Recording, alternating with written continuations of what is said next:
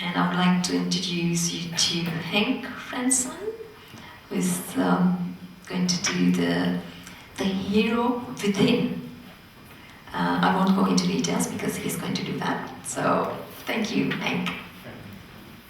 And he's come all the way from the Netherlands. He's. Shall I'll let you give your own introduction? Probably would be better, wouldn't it? Yes, rather than me saying it's all for you. Hi. Good morning.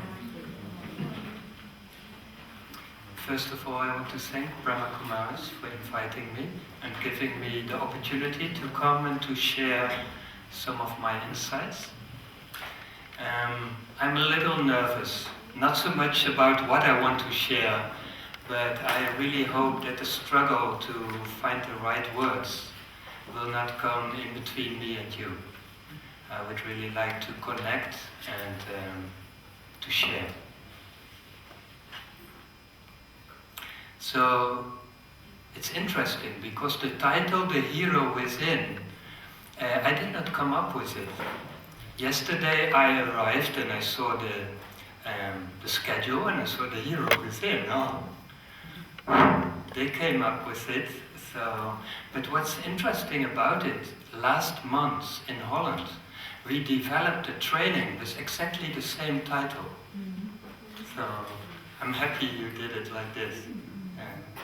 And in this workshop, it's a workshop of one day, we help people with cancer to rewrite their autobiography.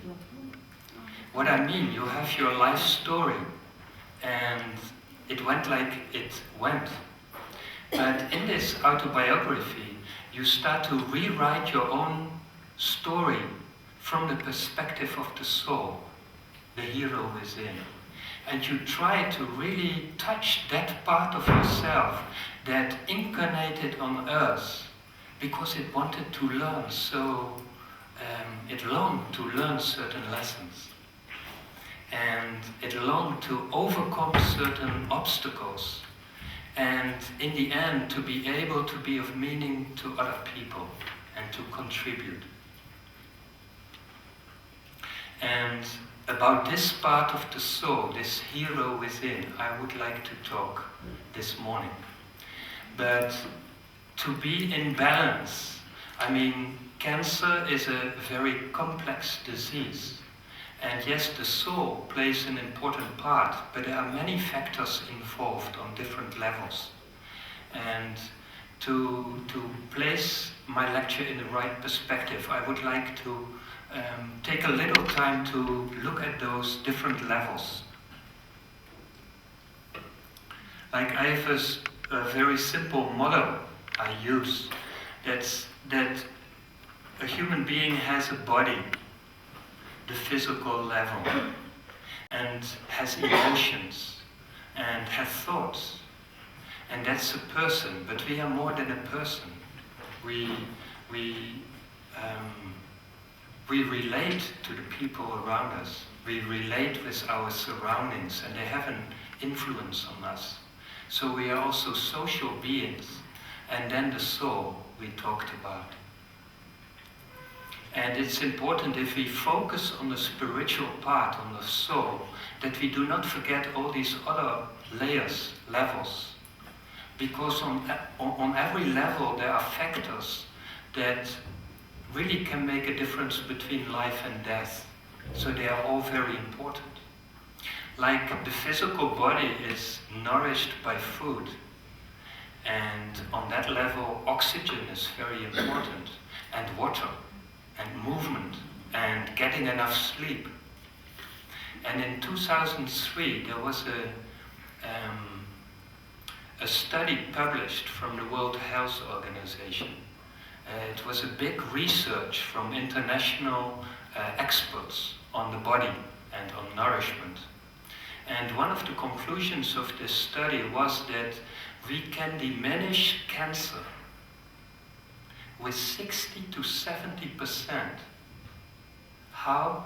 By taking good food, by having enough movement, and not smoking, which means that we exclude the most well-known toxin. But having good food, having movement, and diminishing toxins has an incredible effect on the health of the body, just on this lower plane.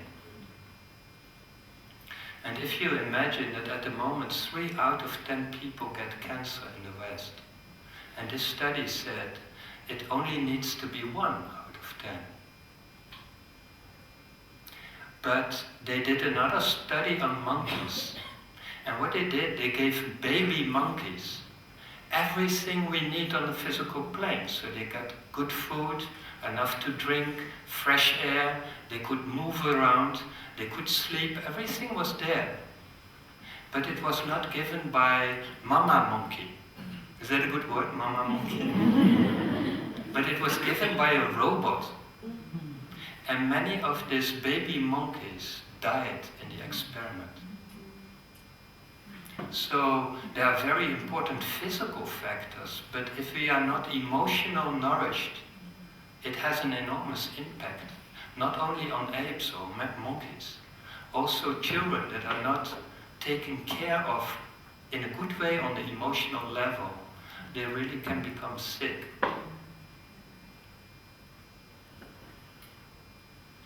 And then we have the mental level, the level of thoughts.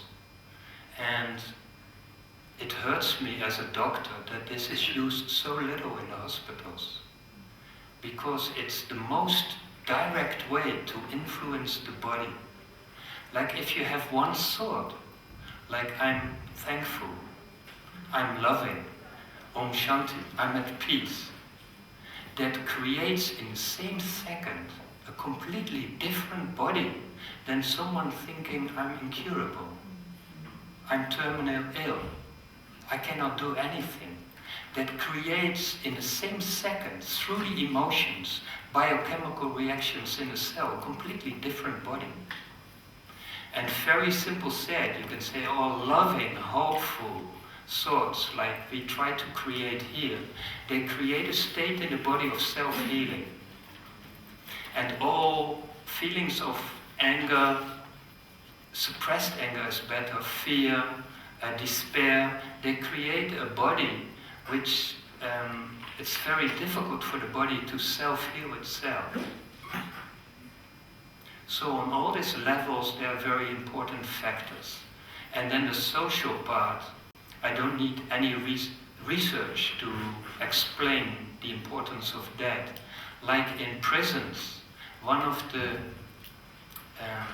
strongest tortures is to take someone away from the group, alone in a cell. Isolation is a torture to people. If you do it 2 months, many of these people, they want to commit suicide. They do not get chronically ill slowly.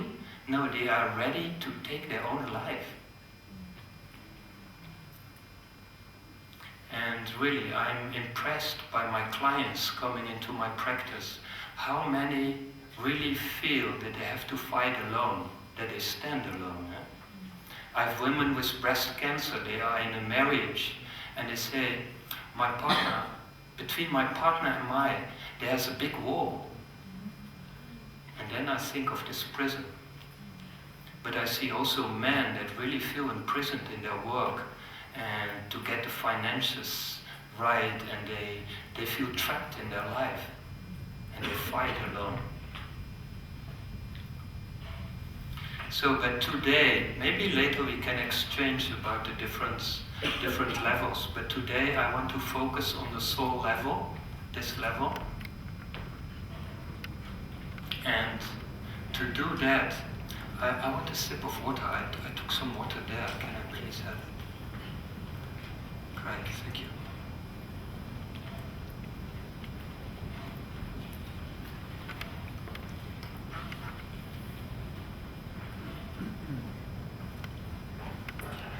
To explain how I look at the soul and how it relates to cancer, okay?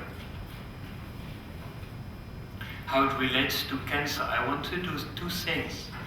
First of all, I want to tell you a little bit about a book I wrote. I do not go deep into it, but just a part of it which is important for today. And then I put it aside and I tell you a story of a client of mine. And if I do this and I have told this story, you will notice that both stories, both parts of my lecture, they come together. And the result is that many people clearly see how I look at cancer, and many get many insights also on the soul level. So first of all, the book I wrote has the title Champion, the autobiography of an immune cell. And the title says a lot about the book. The key person in the book is an immune cell in your own body, and he has the name Champion. And the whole story, he tells his life story. This story is inside the body, and it teaches people a lot about the immune system and about self-healing in a very entertaining way, you could say. And on the first page of this book, Champion introduces himself. And he tells that the body is a cooperation of billions of cells working together.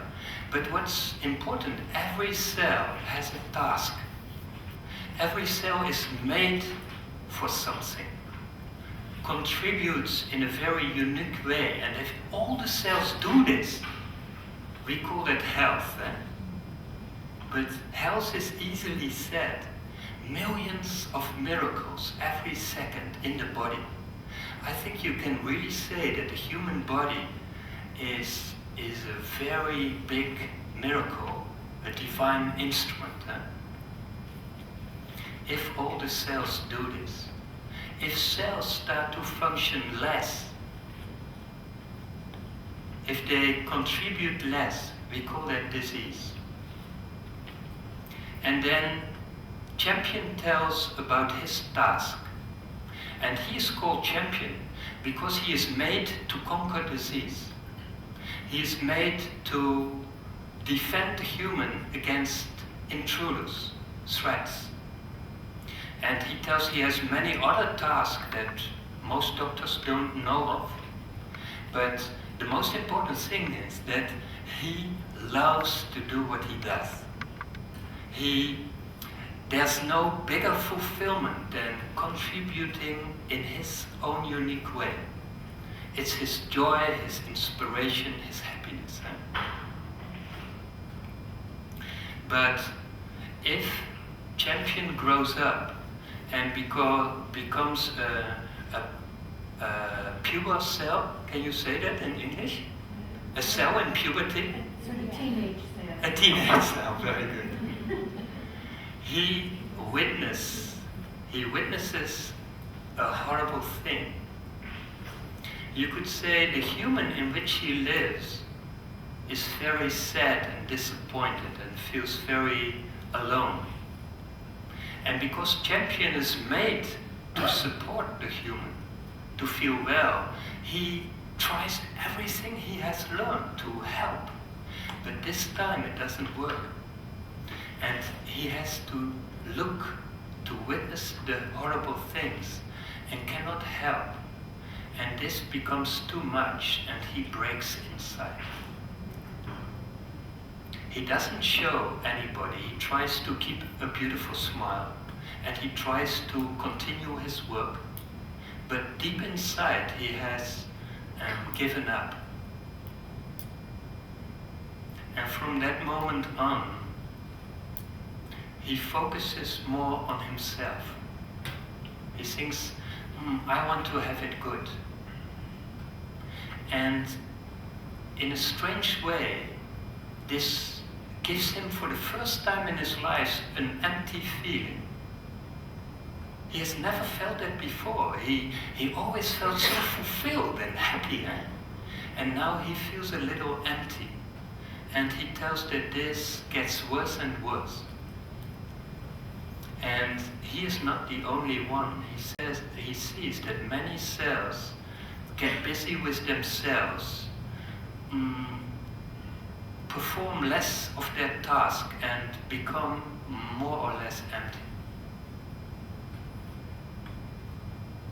And when he become grown up, there is a moment that there is an organ found in the human which is completely empty. It is found by White Coat. White Coat lives in the cosmos, and he has looked with certain instruments inside the human body and found this organ and sent the message to the human, and it's a big shock. All the cells are shocked. How is it possible that cells get so not social that they do not perform their task anymore? And they discuss with each other about the punishment that these cells must have to correct their behavior. But Champion does not join these discussions, and not because he finds himself superior. No, not at all. He feels guilty. He has the feeling that somehow he is responsible for what's happening. A long time ago, he let go of his task to support a human and see what happened. And the severeness of the situation wakes him up, and he decides to go on a journey, an exploration in the human to see maybe he can still help, maybe he can do something. And he speaks to stomach cell and to nerve cell and to liver cell and heart cell, and he spoke to many cells. And he discovered two important things. The first thing he discovered was the emptiness is everywhere. Maybe it's worst in the organ, but all the cells he talks with feel less fulfilled, less happy, they feel more empty. They are more busy with themselves. And the second thing he discovers, if he finds the courage to go into the emptiness and he tunes into such an empty cell, he feels that behind that empty face there is a very sensitive cell. A cell, he has the feeling, is very involved in what's happening in the human. This increasing emptiness, it feels like the emptiness of the cells is accumulated in this cell. And because everybody is busy with him or herself, this cell breaks down. And that you see back at this empty cell. And everybody wants to punish this cell, but Champion thinks this cell does not deserve punishment. This cell might be the most beautiful cell of the human. It deserves support. If we could give it support, maybe it could even be an inspiration to others. But he finds his own thoughts so strange that he doesn't dare to talk with others about it. And it's not going well with the human, and he goes further on his exploration. And on his journey, he learns an important lesson of every organ. Every organ teaches him something beautiful. And in the end of the story, he finds the secret of self-healing. Spontaneous healing. Maybe we can talk about that later, but this is the part which is important for now. And as I said, I put it aside, and I tell you a story about a client of mine.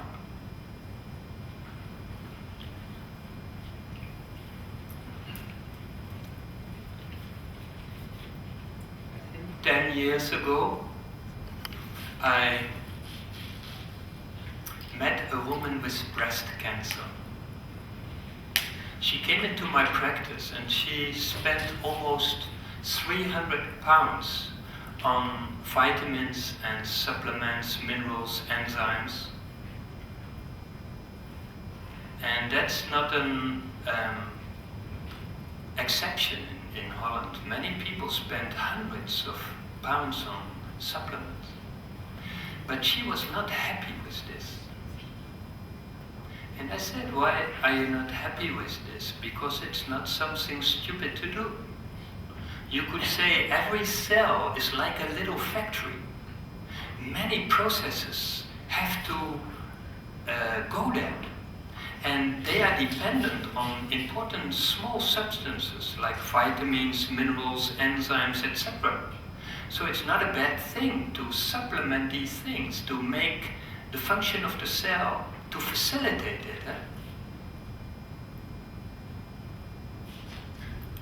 But you could see that the idea, yes, she understood it with her mind, but it did not fit with her emotions. And she replied to me, Henk, did you know that each day 2,000 children die because they do not have enough food? And I give 300 pounds extra each month for my vitamins, my food, etc. That isn't healthy, is it? And I never looked at it that way. I was amazed. When I came home in the evening, I immediately looked on the internet and I saw, yes, she's right, almost 2,000 children die of hunger each day. But I know there's so much more suffering going on in the world. To me, that doesn't mean when you are pushed against the wall and you are threatened by an illness that you cannot fight for your life, that you are not allowed to do everything you can to treasure the gift of life. But why did this woman say this to me? How is this related to her illness? Where did she have cancer?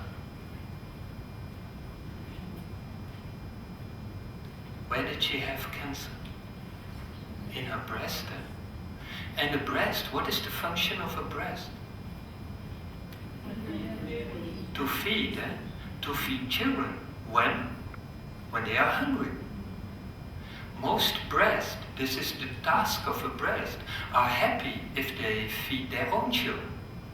But we have a special breast here, which takes its task very high standard, wants also to nourish and to feed all these children that are hungry. But you could say we have a breast filled with authentic task, with a deep longing to do what it is made for. Is this an unhealthy breast? Is this a breast that we have to attack with chemotherapy? That we have to kill with radiation? What's happening here? I did not say all these things to the woman. I asked her, what do you want? And she said, I would like to give all the money to the children. I thought, this is a beautiful thought. But if you do not take care of yourself well, and you die, then it ends. And do you know what she did? She took from her bag a paper. She had an official paper from her lawyer, and it stated that if she died, all her money and all her belongings were for the children in Africa. I had goosebumps. But still I said to her, you can only do this once.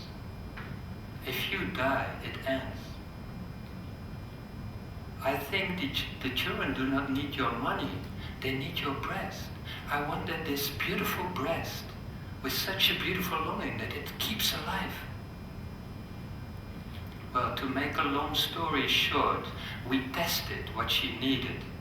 Because all the time she said, Henk, all these supplements, people say I should take it, but no one has ever tested what I really needed.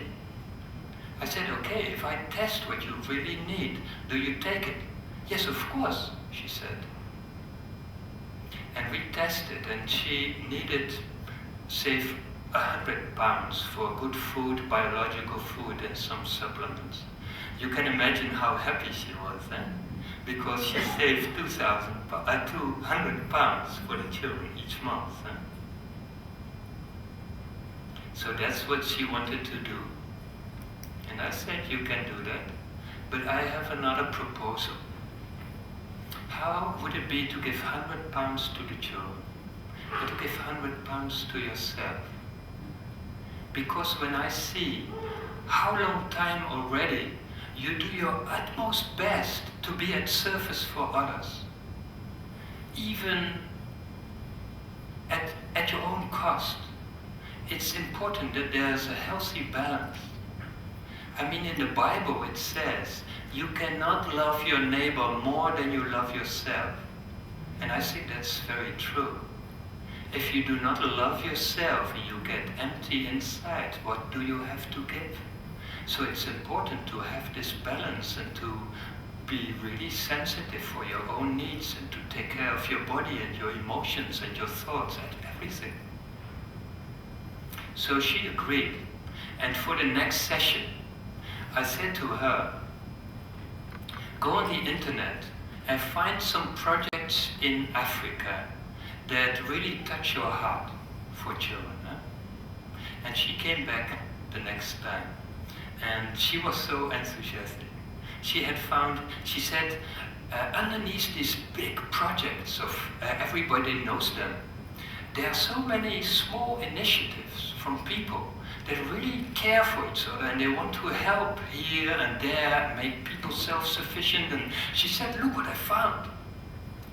And she took 2 projects to support with her money.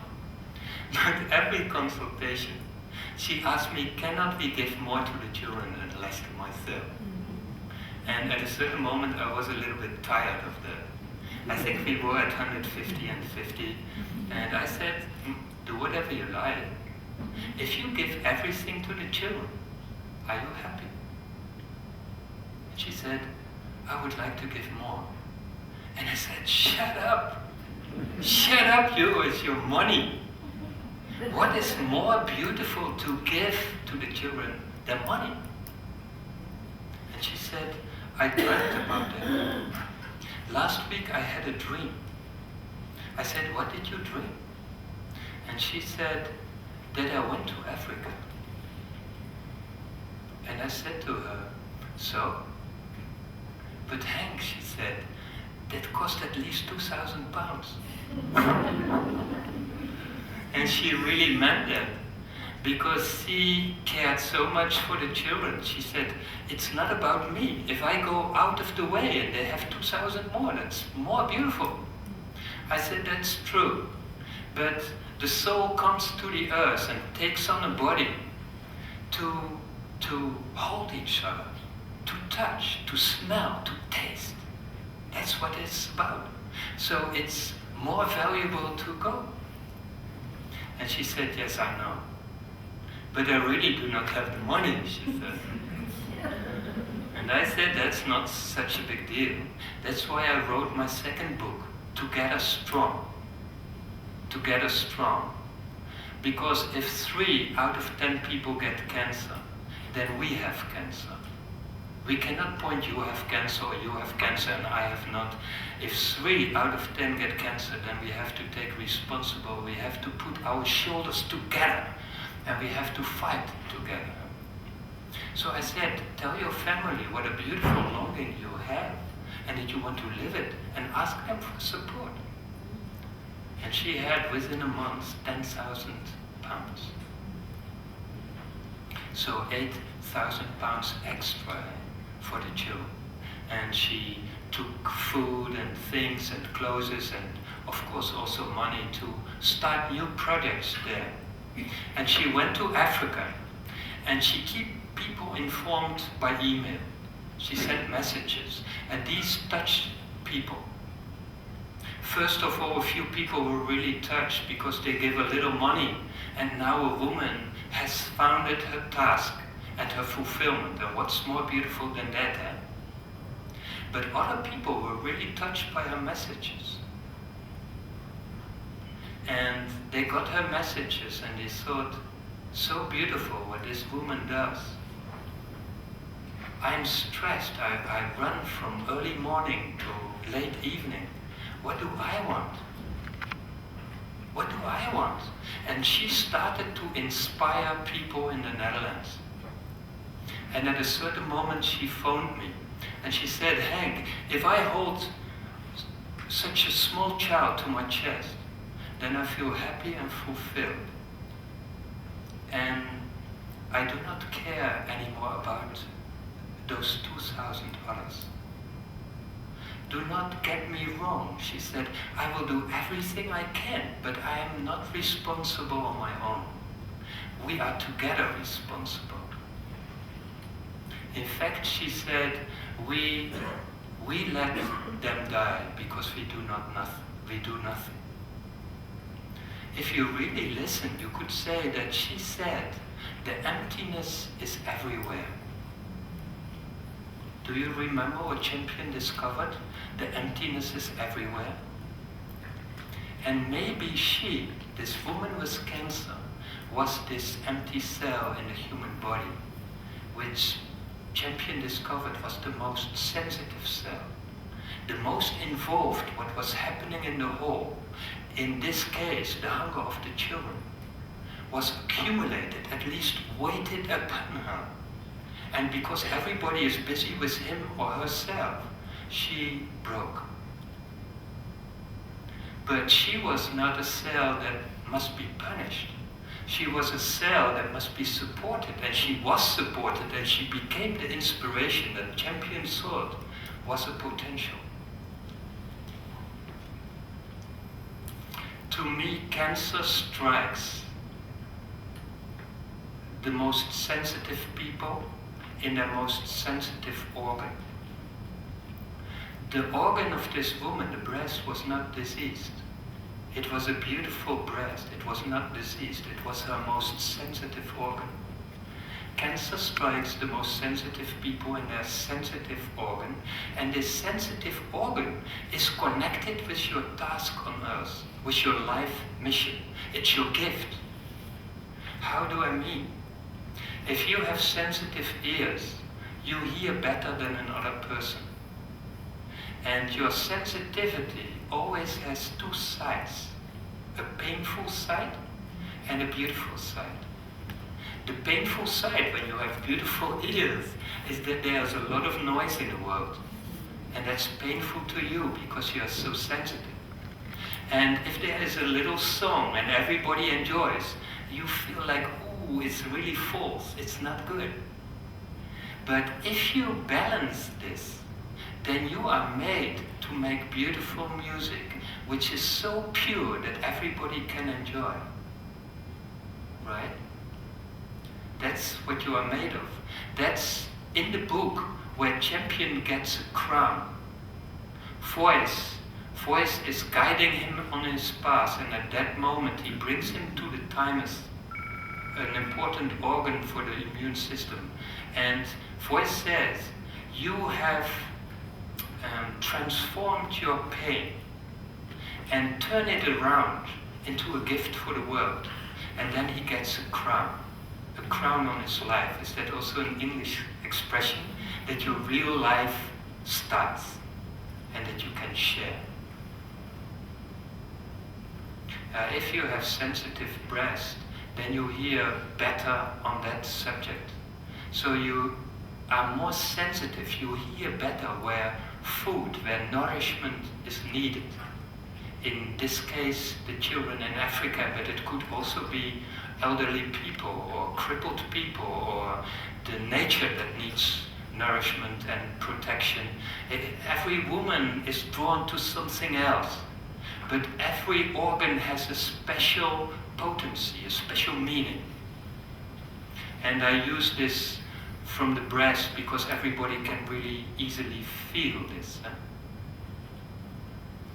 Now, cancer can shock the individual, shock it and make it stand still and re-evaluate his life and wake up to a deeper meaning.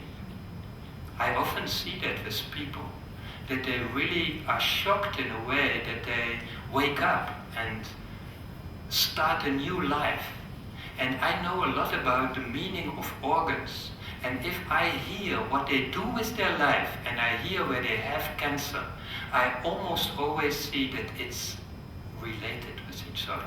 Like with this woman that goes to Africa and nourish the child is related to her breast. And I see that time after time after time.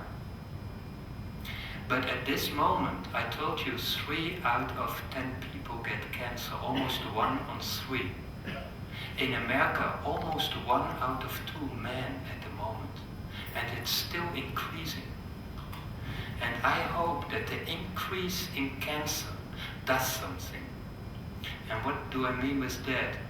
We together, we are also a body. We are the body of humankind. I don't know, is that an expression also? Like, we are a body, and we are the cells in this body. And I have a question for you.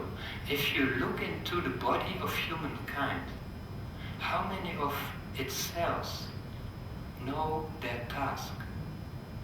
How many human beings are connected with their task, why they are born, what they have to share? And how many of these people are day and night busy to share this contribution to the world? Not much. And I told you, Champion told, that if a cell diminishes its function, that's illness. Then you understand how ill, how sick, how diseased humankind is. And how important it is that we live our life on a deeper level. And that's what I hope. I hope that the increase of cancer in this time will shake the human body of mankind. That it will shake it and shock it, so that people wake up and more people stand up and say, hello, here I am, and I have something to share. I have gifts, and there's nothing what I like more than to share my gifts and to give my love in my own unique way. And I do nothing else than receiving your gifts. And if we do that together, then there will be an abundance of sharing of love that can make this earth plane really a paradise. And this paradise will be a vague echo of the millions of miracles that happen every second in the human body. The human body is a divine instrument. And to me, as a doctor, the human body is like a Bible. If you learn to listen to the human body, if you read in this Bible, you understand how creation is meant to be. Every cell has a task, and if they contribute that, that's health. That's the wonder, the miracle of life.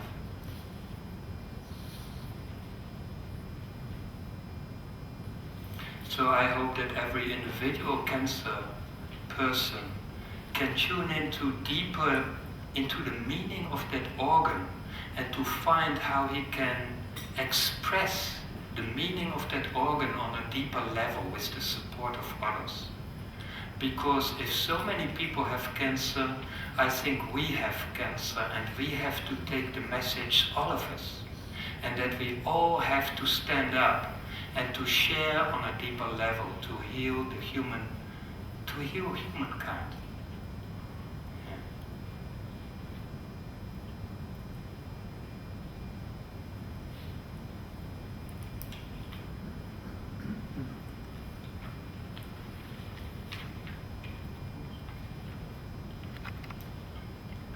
That's what I wanted to share. And I'm very openly, because I've told many things, and I can imagine there are also many questions. I understand we have still 10 minutes to go, and then we want to conclude this lecture with a little meditation to look what it brings to you. But if you have questions, feel free, or remarks, or sharings, or whatever. I don't know, there is a microphone for people in the...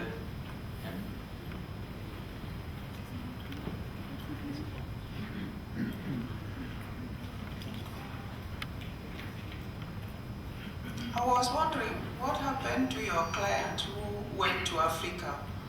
She died. She died eventually. From cancer? Yeah, a few years ago. And this is a good question also to make something clear.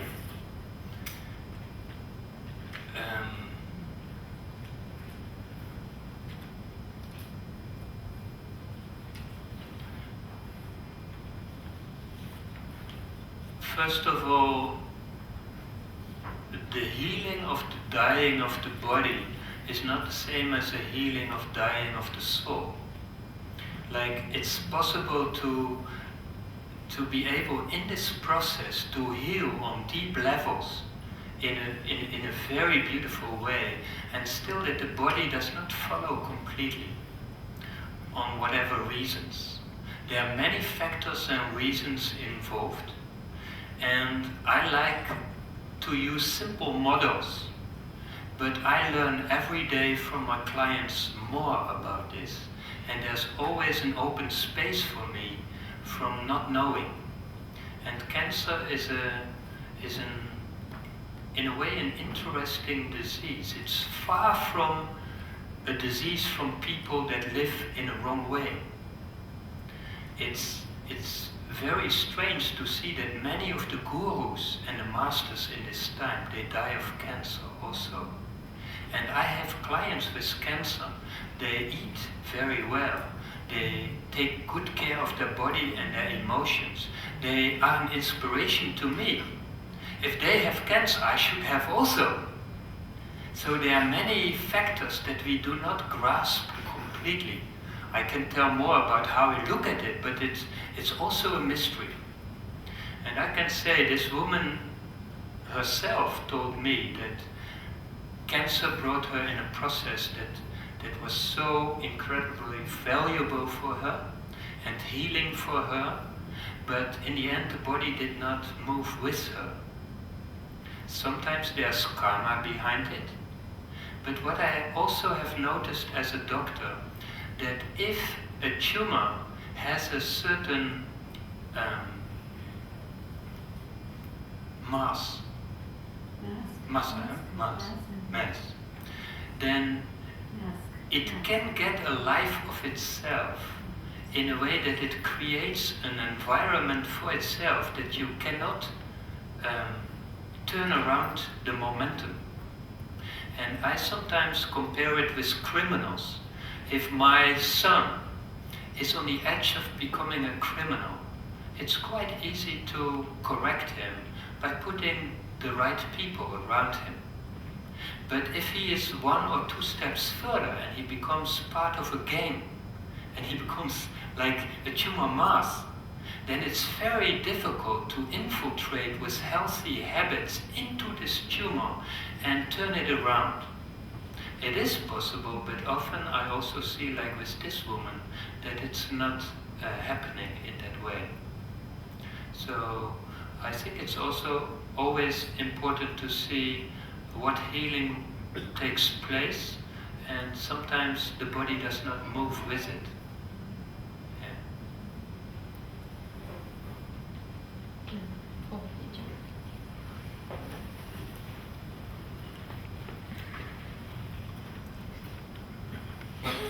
You mentioned this woman who was spending £300 a month on supplements and vitamins.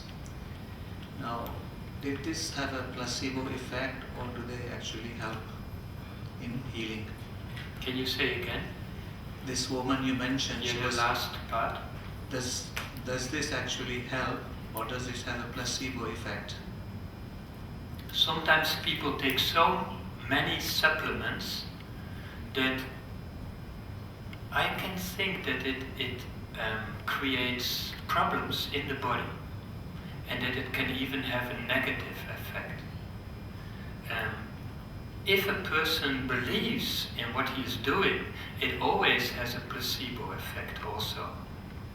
But there are many studies, also double-blind, that show that certain food substances have a positive effect on cancer growth or cancer diminish cancer growth.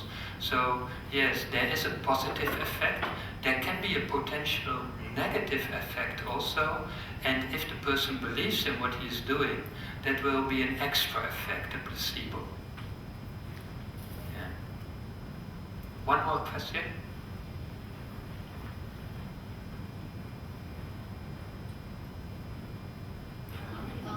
Thank you very much for the interesting insights, Henk. I did enjoy your talk. I just wanted to share something with the rest of the colleagues here today. I had breast cancer, and from the outset I decided that what I'd do is that I would not fight my body. I would not fight the cancer. I would work with my body to overcome this illness, because I only have one body. So I did not want to become an enemy of my body. I wanted to become its friend, its ally, in getting rid or overcoming this cancer. I just wanted to say was that another thing which has empowered me is that cancer, excuse the words, screws you up mentally. It affects such changes inside your body. Some of the changes you will never know. And also it tries to destroy your physical identity. So 3 weeks ago, with the encouragement of my friends and family, I decided that I wasn't going to wear my wigs anymore. I wasn't going to cover my head with a headscarf. This is me. If I have long hair, short hair, dark hair, fair hair, it's still me. I haven't changed. So I hope that the people here will take some inspiration from that. Thank you. Thank you. It's interesting because the word you use, this ally, this friend, that's how the book Champion is called in Holland. It's like a word like ally. And I have developed a process to help people contact the message from the tumor organ, to deeper understand the message. And it's a process with what you really bring into beautiful words of really becoming friends, and in that merge in a way that you start to understand the message, the need in that organ. And it's also a message from the soul to be what you say in a way, to be more yourself and to incarnate more in you. I'm me. Very beautiful. And I want to end this story by the book is translated as an e-book. Not really an e-book, it's a PDF file. So you can really easily read it from every computer. And if you are interested in a book, we offer it this day for £5. And Mary Jane is also here. Can you stand up, Mary Jane?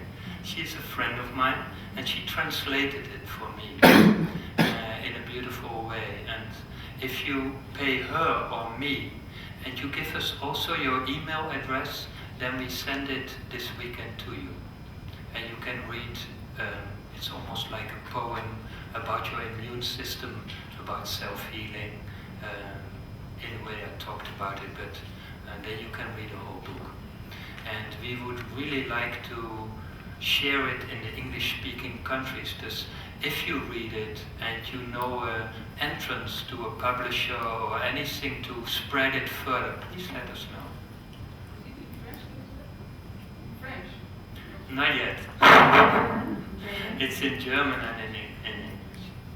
So thank you so much for all your attention. Brahma Kumaris again for inviting us, and if you want to talk to me, I'm here the rest of the day, so feel free.